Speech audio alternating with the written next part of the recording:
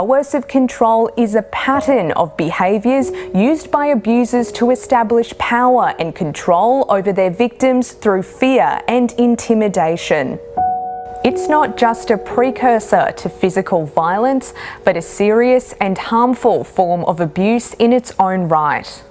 It can take many forms, including physical violence and intimidation, sexual violence, degradation and humiliation, like threatening to expose private photographs, controlling friendships and activities, emotional abuse, including insults, manipulation and threats, financial abuse, like controlling access to money, stalking or harassment, including repeatedly calling or messaging, or spiritual abuse, which can be preventing someone from religious or spiritual practice. Coercive control laws would require police officers to prove a pattern of abusive behaviours. Additional training and resourcing for law enforcement and the legal system would be needed to understand and recognise the signs. This is one of the greatest challenges. So what we're doing at the moment is looking at various models across the world. And we've looked at one at Scotland where it is about collecting the evidence efficiently and effectively as possible and presenting that to court. So it's not just behaviours, it's texts, it's telephone calls, it's emails, it might be financial records. As the issue of criminalising coercive control continues to be part of the national conversation, it's leading to greater public awareness about the behaviour. And if you or someone you know needs help, please contact 1-800-RESPECT by phone or their website. There's increasing debate across Australia about whether coercive control should be criminalised. Tasmania is the only jurisdiction in Australia where some controlling behaviours are separate criminal offences, although it is recognised as a form of abuse in family law. The Queensland Government has promised to make coercive control a crime and is beginning consultation on draft laws. More comprehensive legislation has existed in the UK for several years. Coercive control was made a crime in England and Wales in 2015, Ireland followed in 2018 and Scotland in 2019. The learning so far, and it's only early days, is that widespread training and sustained training is necessary, not just for our first-line responders like police, it's actually needed for the whole community to be able to identify. Some time ago, my kind and gentle friend was brutally murdered by her husband. His final act of control was his first of physical violence. My friend had been subjected to years of what I now identify as coercive control. For a long time, my friend, while regarding his behaviour as unreasonable and unacceptable, in the absence of physical violence, did not perceive it as abuse. I was continuously monitored, financially abused, psychologically abused, controlled and manipulated. The fear, the confusion, the isolation, the struggles were all part of a grand plan by the perpetrator. The courts sent him home to re-offend on numerous occasions. The police weren't educated on the complexities of how his mind worked, as he manipulated them as well. I lost everything I'd worked for. This is not the man she fell in love with. He puts her down and makes life hell for her. She's scared he'll take it out on her or the kids if she makes him angry. He monitors her every move and limits her finances. He cuts her off from family and friends. In every way, he's in control. Coercive control is not a crime, but it should be. If we change the law, we can save lives. If we change the law, we can save lives. If we change the law, we can save lives. Will he ever think he's wrong? Absolutely not. To this day, he thinks he's victimized. Will they change? When will they change? Do they change? Every man that has ever been in our groups would say that violence and coercion and abuse is not okay. But then they give themselves all these reasons. If she didn't do this, if she was just like this, I wouldn't have to be like this. I use the term minimisation, denial and blame. That's how he thinks. Do you feel your world shrinking? Does it feel like you're being manipulated or taken advantage of? Do you feel pushed? Do you feel like you're unable to breathe? Don't wait or hope for change. There's no, it's going to get better. They're going to see the error of their ways. Now get out. Don't try to rationalize this. I did that. It almost cost me my life. It comes 1 year after the deaths of Hannah Clark and her 3 children, who were murdered on the morning school run by her estranged husband in Brisbane. Her parents have been campaigning for coercive control to be a crime after she suffered years of the abuse. The opposition supports robust consultation but wants to see laws introduced much sooner. Every day that passes, another woman or child is at risk due to the lack of legislation right now. I hope to have a bill in the Parliament early next year. The only other state in Australia that has specific laws against coercive control is Tasmania, which has criminalised behaviour like emotional and financial abuse. Queensland's plan will go much further and include matters like cyberstalking, intimidation and isolating victims from loved ones. You've got to appreciate that these victims of violence have been controlled for such a lengthy period of time that they don't have the confidence within themselves to stand up to that person. Look, if he came up to me the first time that I met him and he said, by the way, I just want you to know, we're going to have a great couple weeks and then I'm going to become violent. I'm going to control your world. I'm going to isolate you from everyone and I'm going to end up trying to kill you. Do you think I would have a second conversation with this guy? Absolutely not. And that's not the way coercive control works. It undermines, it's white-anting, it just eats a person from the inside out. We lose sense of reality when you're in that kind of an environment. You don't know what danger is because you're immersed in danger every single day. They don't want their partners to go out partying or clubbing for the night with their friends. They'll say, oh, come on, stay home. We haven't been together all week. We'll just have you and me time. On face value, that sounds like a really nice thing. It's the deliberateness of it. She has a benchmark where she knows there's going to be costs to that. They will manipulate situations, manipulate the mind, manipulate the story. And so gaslighting is when the abuser will use information that you see as fact and they will dismiss it and make it sound like you're crazy or your perception is off or you're imagining things. And when that's done over a period of time, you are worn down psychologically and you don't fully comprehend what's happened to you. You've got to appreciate that these victims of violence have been controlled for such a lengthy period of time that they don't have the confidence within themselves to stand up to that person. He was physically strong, he was very good looking and very much in control of image management. He knew what to show me and he knew what to show the outside world. Often they're very different in public to what they are behind closed doors. So he wasn't this raving lunatic in front of everybody. Once it's behind closed doors, they can turn into completely different people. The most danger I was in my own home. The perpetrator was behind my closed door. At the end of the day, all the actions they commit are for the purpose of controlling. Where you exercise your will over another human being. It is all about them. They don't see the other. They don't consider the world of the other.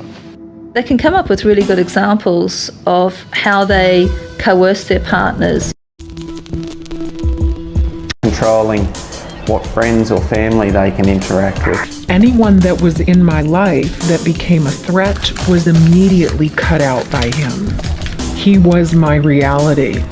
You'll have respondents who emotionally manipulate or wear down victims gradually over time. I'm very outgoing, outspoken, I was very vivacious, and little by little after 3 years I became isolated. Right up to significant violence in isolated incidents. The first time he ever attacked me, he strangled me. Now I've also learned that strangulation is a strong indicator for murder. How do they present themselves? Like ordinary people? You can't pick them externally. Generally, they present as intelligent and articulate. These men are very, very charming. In Australia, 1 in 4 women will experience domestic violence at the hands of their partner, but it may not be as visible as we think. When the abuse isn't physical but pervades the victim's daily life, it's known as coercive control. Signs of coercive control include isolating you from support systems. A controlling partner may try to cut you off from family and friends or limit your contact with them, restricting freedom and autonomy. They may monitor your activity and control your access to things like transport, social media, and even money. Gaslighting, using manipulative behavior and lies to make you question yourself and your actions. Intimidating behavior. This can include threats towards you or your loved ones. Coercive control is just as harmful as physical abuse, and it's never okay. If you or someone you know is in an abusive relationship, contact 1-800-RESPECT. I think people really need to look at this as an epidemic. Women are being murdered and stalked and hunted in broad daylight. A lot of people still are under the misconception that domestic violence is only physical abuse. When I saw the description of coercive control, I went, oh my God. It was as if somebody had walked into my home and written down everything that was happening to me. One of the men in the group used the term guidance with a push. There's such a range of what makes up domestic violence. Controlling someone by limiting what finances they have available. So it can be, here's a credit card of $1,000 a month, darling. It just comes with these conditions. Controlling what friends or family they can interact with. Now, here we go. Stab. Yeah, quick. I gave you enough money this week to get the... Hey. I've told you, you don't speak when I'm speaking. Seriously, do you like practice being this stupid? Come on, Jono, do you think that's funny? Because that's not funny, mate. It's a joke, mate. It's not a joke, man. British MP Rosie Duffield also knows the harrowing nature of coercive control. She left her partner after years of relentless abuse. Trembling, a shadow of your usual self. There's now a clear increase in the use of these coercive control laws. The most recent annual figures show there were almost 25,000 offences recorded by police in England and Wales, a 50% jump from the previous year. Generally, awareness and understanding is a really important thing that needs to be done when you're introducing these new legislation, so that people understand, oh, this could be me, this could be happening to me. As Australia embarks on introducing coercive control laws, there are lessons to be learnt from the UK experience. Advocates here, for instance, argue a public health-style education campaign was needed from the start. Women do actually feel judged, they do feel shame, they're scared of the future, so it's vital for the very first person that a woman tells about her domestic violence that she's believed and that it's validated, because that might be the only opportunity that that woman has. There was very little insight into the actual depth of the violence that had happened and the extreme terror that that woman had felt and experienced over that period of time. That wasn't reflected in the judge's comments or in the sentencing. And knowing that, they'd been almost dragged around with a noose around your neck, in itself, it's domestic terrorism.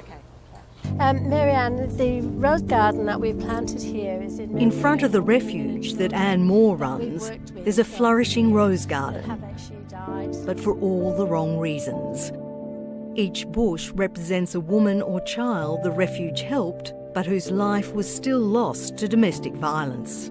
I just am astounded at the extent of the violence that we witness every single day. It is a national disgrace.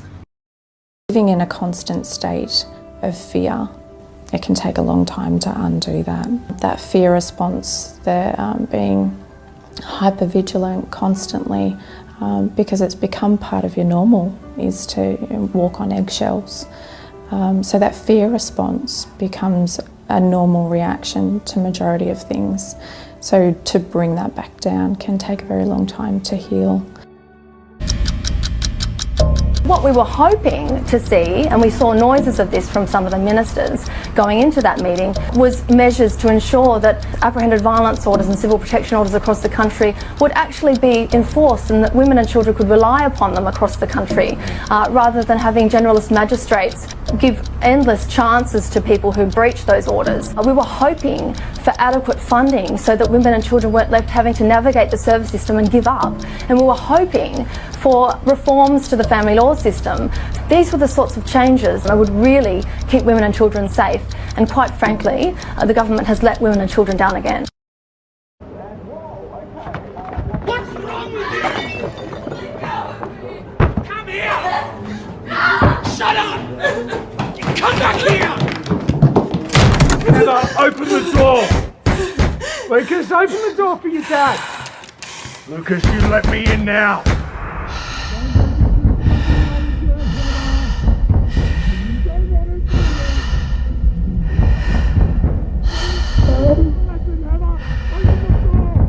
Mom! You're gonna regret this, Heather! I said open the door now! We're leaving now. Get your special bag. If I have to break this door down, Heather! Open the damn door! Heather! Heather! I'd started to emotionally detach, and I'd got in the car and went, what would happen if I wasn't around? Would that be easier? It was just pure coincidental that I'd gone to a service station to put petrol in my car and was crying whilst I was doing that, not knowing what to do, and somebody asked me, are you okay? And I said, I think I want to leave my husband, but I don't know how. It was having a conversation with that random person that just happened to be there when I needed them. For many victims of domestic violence and their families, the red flags are only seen after it's too late. That did not cross my mind that he was capable of killing her until it happened. 32-year-old Preeti Reddy was a well-educated, financially independent young dentist. She'd been in a relationship that was abusive, but not physically. The indirect and cumulative manipulation masked the warning signs. He would subtly undermine her ability. It would be in certain situations and instances where maybe she's feeling particularly vulnerable. That behaviour has a name, coercive control, and now there's a push to criminalise the acts that almost always precede murder. It may look like being isolated from your friends and family. It may look like, controlling of finances, monitoring and surveilling. This was an interesting stage because this was when risk really started to rise. So it's something that happens that threatens the amount of control that the perpetrator has over the victim or the relationship. Most of the time that threat comes from separation. So when a person feels that they're losing control, what they will usually do, because it's really important to them to have control, is to try and get that control back. And that's when we see the behaviours in stage 5, which we call an escalation. So those controlling behaviours will get more frequent or maybe more severe. Some of the things that I experienced were name calling, derogatory terms, having to go and try and make a decision, but knowing there'd be a repercussion there of that's not what you should have done. It got to the point after near the end of the relationship that I just didn't make decisions anymore. I lost my identity.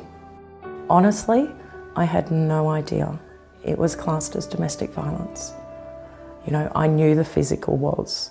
I knew that sexual violence was abuse, but the psychological, the emotional, financial, I just thought that was part of being in a married couple.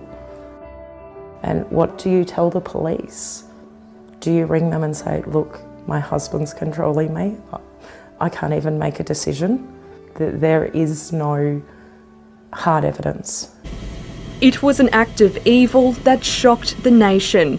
Hannah Clark and her 3 children, Aaliyah, Layana and Trey, were ambushed by her estranged husband on the morning school run in suburban Brisbane in February. They were doused in petrol and set alight. The children, aged 6, 4 and 3, were killed in the car while Miss Clark died later that night in hospital from burns to most of her body. The Clark family and other advocates are calling for coercive control to be made an offence. Coercive control is a pattern of behaviour where a perpetrator uses intimidation, threats and humiliation over time to control and isolate a victim.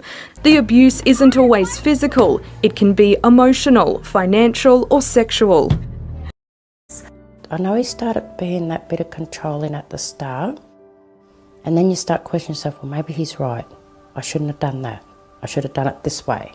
But just all the little triggers, like not coming back with the right change, trying to justify everything, trying to explain yourself, the way I dressed.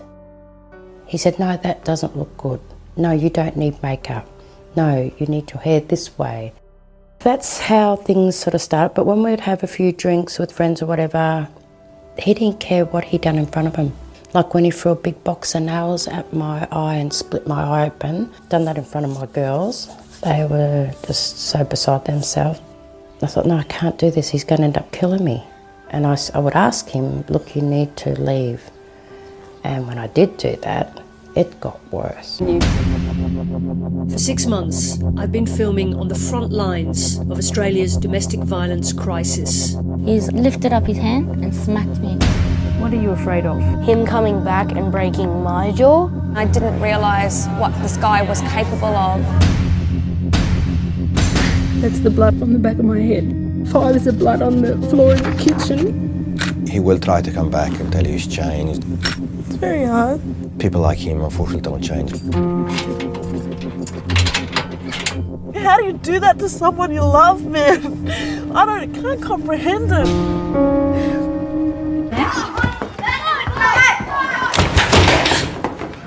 You're okay. Just did it because he likes you. Don't try like a girl, mate. Come on.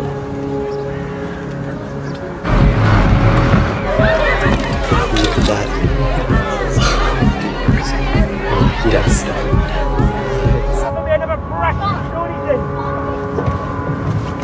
Why? Why are you doing it?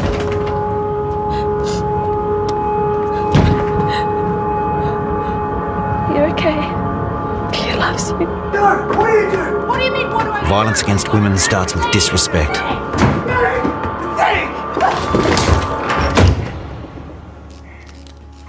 The excuses we make allow it to grow. Violence against women, let's stop it at the start.